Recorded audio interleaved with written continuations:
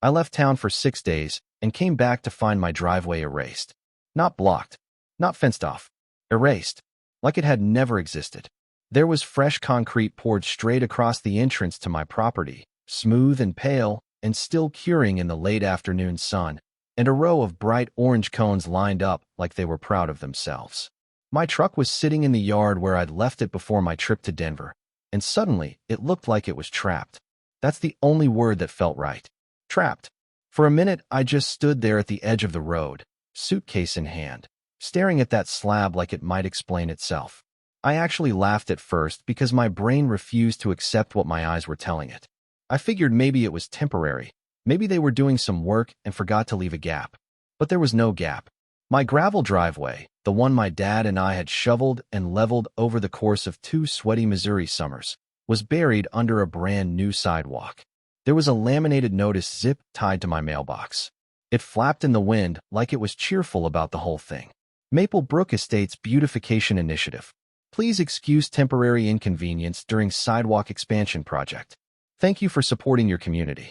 Temporary inconvenience. I don't live in Maple Brook Estates. I live next to it. That's an important distinction. My name's Ethan Caldwell. I'm 38 years old.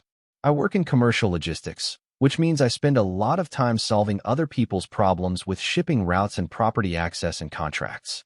Irony doesn't usually hit me this hard. My family's house sits on 5 acres just outside what used to be farmland before a developer came in 15 years ago and carved it up into tidy little pastel houses with matching mailboxes and a homeowners association that takes itself very seriously. Maple Brook Estates has a clubhouse, a small decorative pond, and a board that believes symmetry is next to godliness. We were there first. My grandfather bought this land in 1964 when it was nothing but open field and a 2-lane county road. When the developers built Maple Brook, they asked him to join the HOA. He declined. Politely, I'm told. He liked his freedom more than he liked matching fences. My dad felt the same way. No dues. No board meetings. No one telling him what color to paint the barn. Apparently, that independence had been bothering someone for years. I pulled out my phone and called the number on the notice. A woman answered on the second ring. Maple Brook Estates Association, this is Dana speaking. Her voice had that syrupy politeness that feels like it's covering something sharp. Yeah, I said, this is Ethan Caldwell at 117, County Road 8. You guys poured a sidewalk over my driveway. There was a pause, like she was checking a list. Oh yes, we've received several complaints about that gravel entrance. The board voted to extend the sidewalk for uniformity along Brookside Lane. Uniformity, I repeated. Yes, she said lightly. It's part of improving community aesthetics. I don't belong to your community. Another pause, thinner this time. The sidewalk falls within the shared access corridor. It's community-adjacent property. Community-adjacent property. That phrase stuck in my teeth like something sour. You poured concrete on my land without asking me. Well, Mr. Caldwell, she said, and now her voice wasn't syrupy anymore. It was cool. Your driveway disrupted pedestrian continuity. We assumed cooperation. Assumed. I hung up before I said something I'd regret. That night, I couldn't sleep. I walked out with a flashlight and stood at the edge of the new sidewalk. The concrete was smooth, almost pretty in a sterile way. But underneath it, somewhere beneath that gray skin, was the old gravel drive my dad and grandfather had laid down together. I remembered being 10 years old, holding a shovel too big for me while Dad showed me how to spread the rock evenly. I remembered him laughing when I carved our initials into a small patch of wet cement near the culvert. We weren't polished. We weren't uniform. But that driveway was ours. And now it was gone because a handful of people in matching polo shirts decided it didn't fit their picture.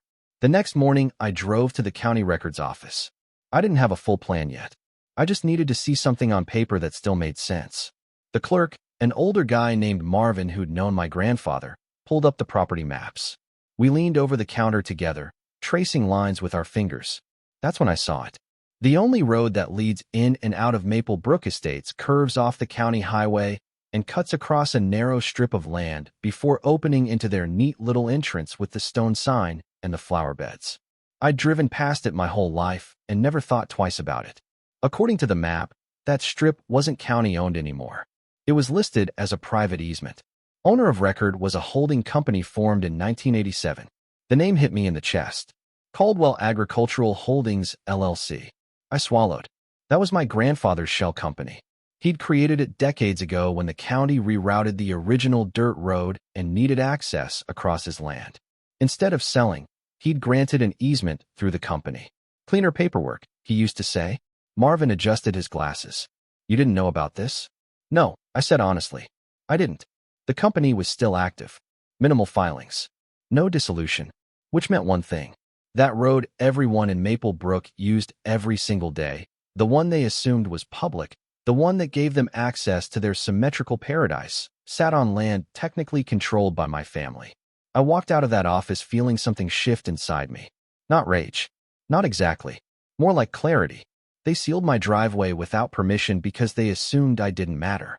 They assumed wrong. I went home and stood at the edge of my buried driveway again, looking past it toward the entrance of Maple Brook Estates, toward that polished stone sign with its scripted font. I didn't know yet exactly what I was going to do. But for the first time since I'd gotten back from Denver, I wasn't laughing anymore. I didn't storm into Maple Brook demanding justice. That would have been satisfying for about 5 minutes and accomplished exactly nothing. Instead, I went quiet. If there's one thing I've learned working in logistics, it's that leverage is better than volume. The loudest person in the room usually has the weakest position. So I started with paperwork. I dug through my grandfather's old filing cabinet in the barn, the one that still smelled like motor oil and cedar shavings. Most of it was farm equipment receipts and handwritten notes about soybean yields, but tucked in the back were corporate documents for Caldwell Agricultural Holdings. Articles of incorporation, annual filings, a yellowing letter from a county commissioner thanking him for granting access when the road was rerouted in the late 80s. He never sold it. He just allowed them to cross it. There's a difference. I called my attorney, a guy named Russell Pierce who's built like a retired linebacker and speaks in slow, careful sentences. I laid it out for him. They poured concrete over my driveway without consent, I said. And I just found out the only road into their subdivision sits on land technically owned by my grandfather's holding company. There was a long silence on the line, then a low whistle. You're telling me you might own their access point? Looks that way. You planning to use that? I looked out my kitchen window toward the buried gravel. I don't know yet, I said, but I'm not planning to ignore it. Over the next week, I transferred the holding company assets into my name. It wasn't dramatic. Just forms, signatures, small filing fees. There were a few years of back taxes on the parcel, nothing major. $286 and some change. That's what it cost to step into control of the only entrance to Maple Brook Estates. While all that was processing, life in the neighborhood kept humming along. Kids rode bikes past my house on the new sidewalk. Joggers moved in pairs, earbuds in, never looking up. A couple of residents gave me tight smiles like they knew something I didn't. One evening, I saw Dana walking the sidewalk with a clipboard, inspecting the concrete like a proud architect. She spotted me leaning against my fence. Mr. Caldwell, she called brightly, how are you enjoying the new pedestrian access? Enjoying isn't the word I'd use. She tilted her head. The board believes it enhances property values for everyone in the area. I'm not in your area. You're adjacent. There was that word again. Adjacent doesn't mean subordinate, I said calmly. Her smile thinned. We assumed you'd appreciate the improvement. You assumed a lot. She didn't have an answer for that, so she pivoted to something about community cohesion and walked on. That night I sat at my kitchen table and thought about my dad. He passed 5 years ago, heart attack out in the field. He hated conflict, but he hated being pushed more. He used to say, you don't start fights, son, but you don't reward bad behavior either. The deed transfer cleared on a Thursday. Russell called me personally. It's yours, Ethan. The easement and underlying parcel are officially under your name through the holding company. Clean and legal. What are my rights? You can regulate access within the bounds of the original easement terms. It was granted for roadway use, but maintenance, modifications, even gating could be within your authority, depending on interpretation. Depending on interpretation, I repeated. Which means if you do this, they'll fight. I stared at the entrance sign in the distance. They already started it. We drew up a formal notice first. Professional. Controlled.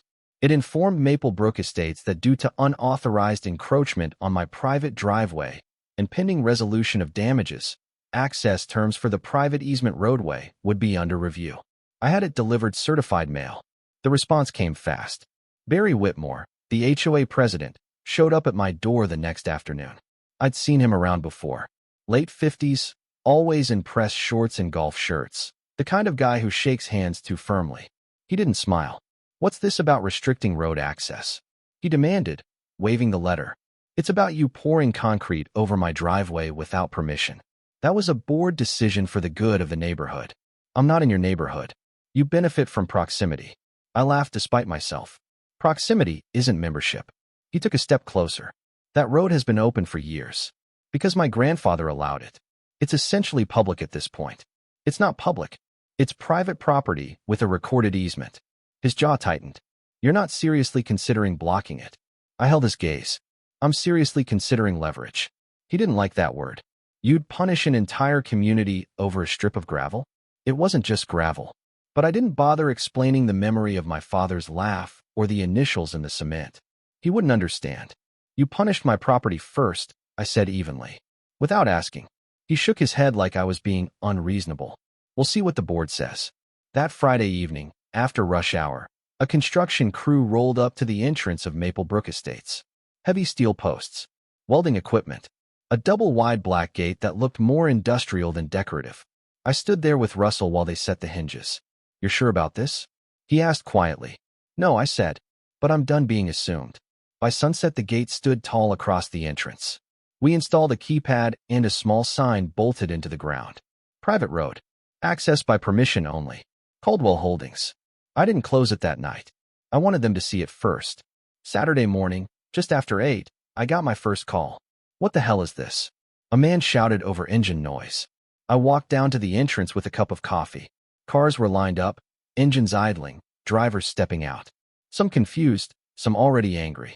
Barry was there, red-faced. "You cannot do this, Ethan. Watch me. You're disrupting emergency access, school buses, deliveries." "Temporary inconvenience," I said softly. He blinked. "That's what your notice said when you buried my driveway." The irony hung in the air between us. He stepped closer, lowering his voice. "Open the gate. Not until my driveway is restored and damages are addressed. We can discuss that at the next board meeting." "You should have discussed it before pouring concrete." Someone in the crowd yelled, "Call the police." Barry nodded like that was the obvious next move. "Fine. We will." I leaned against the gate and waited. When the patrol car arrived, the officers listened carefully. Russell handed over copies of the deed, the easement terms, the transfer documents. The officers walked the length of the gate, examined the signage. Finally, one of them turned to Barry. "Sir, this appears to be private property. If there's a civil dispute, it'll need to be handled in court." Barry's face went pale. "You're saying he can just shut us out?" The officer shrugged. "He owns the underlying land." The crowd went quiet. I didn't feel triumphant yet. I felt steady. That afternoon, Maplebrook Estates held an emergency board meeting. I wasn't invited, but I heard about it from a neighbor who texted me that things were heated. By Monday morning, Russell's phone rang. It was their attorney. And that's when the real negotiation began. By Monday afternoon, the tone had changed. Gone was the indignation. Gone was the moral superiority. Now it was controlled urgency wrapped in legal language. Their attorney, a sharp woman named Claudia Mercer, called Russell first. I could hear her voice faintly through the speaker in his office, tight and measured. "Mr. Caldwell's actions are causing significant disruption to homeowners who purchased under the assumption of unrestricted access," she said. Russell leaned back in his chair and glanced at me. Assumptions seemed to be the root issue here. There was a pause on her end. "What would your client require to restore normal roadway access?" That was the moment everything shifted. "Not you can't do this. Not this is illegal. What would your client require?" I took the phone. "Claudia," I said, "my driveway was destroyed without consent. I want it restored to its original condition at your expense. I want compensation for property damage and loss of use. And if Maplebrook intends to continue using that road, I want a formal access agreement with annual maintenance fees." There was silence long enough for me to picture her recalculating. "What kind of fee?" $7,500 annually. I didn't pull that number out of the air. I'd run the figures. Road wear, liability exposure, snow removal, insurance risk. It wasn't outrageous. It was clean. "You're monetizing retaliation," she said coolly. "No," I replied. "I'm formalizing boundaries." That conversation lasted 2 hours. It was tense but professional. No shouting. just reality settling into place. By Wednesday evening, Barry showed up again. But this time he wasn't alone. Two other board members stood behind him, less confident than they'd been before. "We're prepared to discuss terms," he said. Inside my kitchen, around the same table where I used to do homework while my dad drank coffee after long days in the field, we laid everything out. Restoration of my driveway to gravel as originally constructed. Written apology acknowledging unauthorized construction. One-time compensation payment. Annual easement maintenance fee of $7,500. Remote gate access issued to each household under lease agreement. Barry read the documents slowly. "You're enjoying this, aren't you?" I looked at him carefully. "No, I'm finishing it." One of the other board members, a younger woman named Elise, spoke up quietly. "Why didn't you just come to us first?" I let that sit for a second. Why didn't you? That was the truth of it. This didn't start with a gate. It started with concrete poured over something that wasn't theirs. The vote happened Friday night. The agreement was signed the following Monday. And a week later, construction crews returned. This time to my property. They cut through the sidewalk they'd poured, jackhammering a neat opening where my driveway had once been. Gravel was delivered, leveled, smoothed. I stood there watching as the final truck rolled away. It didn't look exactly like it used to. Time changes things. But it was mine again. The gate stayed. Each homeowner in Maple Brook Estates now carries a small black remote programmed through Caldwell Holdings. If one breaks, they pay for replacement. If dues lapse, access deactivates until resolved. The annual maintenance check arrives every January. On time. The first few months were awkward. Some neighbors avoided eye contact at the grocery store. Others gave tight nods. A handful actually stopped to talk. One older gentleman told me quietly, "I didn't agree with what they did to your driveway." I appreciated that more than he probably realized. "Barry and I don't talk anymore." "That's fine. We don't need to." What surprised me most was how the power dynamic shifted without a single raised voice. Once the gate went up, assumptions disappeared. Everything became documented. Formal. Respectful. And I'll be honest, there's a small, quiet satisfaction every time I see the line of cars pause at that gate before it swings open. Not because I enjoy inconvenience, but because it's a reminder. Boundaries matter. I've replayed the whole thing in my head more times than I can count. I've asked myself if I went too far. If maybe I could have handled it softer. Maybe. But here's what sticks with me. If I had let it slide, if I'd shrugged and said it's just gravel, the message would have been clear. That my property was flexible.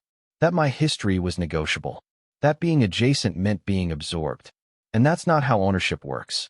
This whole thing changed me in ways I didn't expect. I used to avoid conflict at almost any cost. Keep the peace. Be reasonable. Don't make waves. But peace without respect isn't peace. It's surrender dressed up as civility. Do I think every HOA is bad? No. Structure can be useful. Communities need guidelines. But authority without consent is something else entirely. Sometimes I drive down that road late at night when it's quiet. The entrance sign still says Maple Brook Estates in its polished stone. The flower beds are immaculate. The houses glow warm and uniform.